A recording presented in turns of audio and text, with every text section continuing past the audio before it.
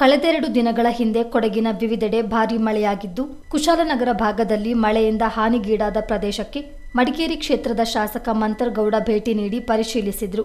ಕುಶಾಲನಗರದ ಸಾಯಿ ಬಡಾವಣೆ, ಕುವೆಂಪು ಬಡಾವಣೆ, ಪಟ್ಟಣದ ಹೊರವಲಯದ ಗುಮ್ಮನಕೊಲ್ಲಿ, ಹಾರಂಗಿ ರಸ್ತೆ ವ್ಯಾಪ್ತಿಯ ಬಡಾವಣೆಗಳಿಗೆ ಮತ್ತು ಕೂಡ್ಲೂರು ವ್ಯಾಪ್ತಿಯಲ್ಲಿ ತಡೆಗೋಡೆ ಕುಸಿತದಿಂದ ಉಂಟಾಗಿರುವ ಹಾನಿ ಬಗ್ಗೆ ಪರಿಶೀಲಿಸಿದರು.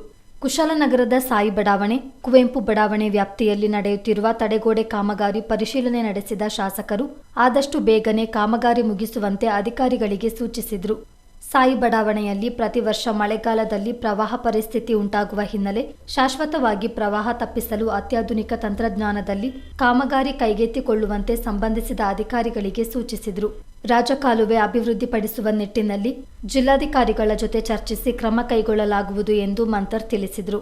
ಈ ಸಂದರ್ಭ ಜಿಲ್ಲಾ ಪಂಚಾಯತ್ ಮಾಜಿ ಅಧ್ಯಕ್ಷೆ ಕೆಪಿ ಚಂದ್ರಕಲಾ, ಕುಶಾಲನಗರ ಬ್ಲಾಕ್ ಕಾಂಗ್ರೆಸ್ ಅಧ್ಯಕ್ಷ ವಿಪಿ ಶಶಿಧರ್, ಪುರಸಭೆ ಸದಸ್ಯ ಪ್ರಮೋದ್ ಮುತ್ತಪ್ಪ, ಹರೀಶ್, ಬಡಾವಣೆ ನಿವಾಸಿಗಳು ಇದ್ದರು.